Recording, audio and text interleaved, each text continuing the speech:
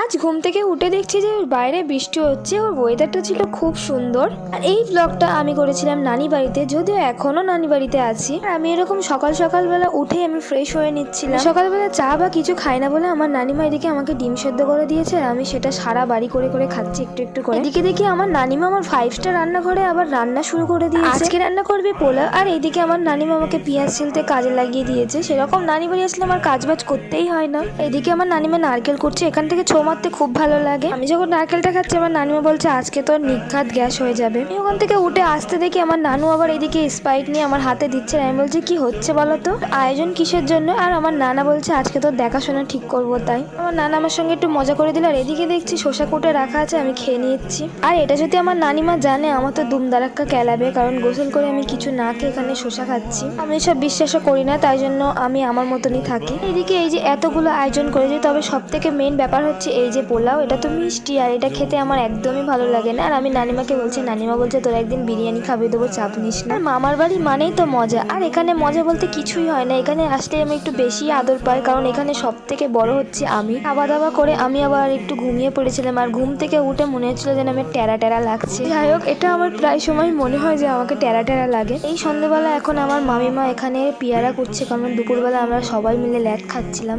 এখন এটা আমাদের সন্ধ্যার খাবার হয়ে গেছে। যাই হোক, এখানে নানি বাড়িতে অনেক মজা করে দিনগুলো কাটছে। আর আজকে ব্লগটা এখানে এন্ড করলাম। দেখা হবে আবার নেক্সট কোনো ব্লগে। তো ততক্ষণ তোমরা আমাকে ফলো করে দাও নেক্সট ভিডিওর জন্য। বাই।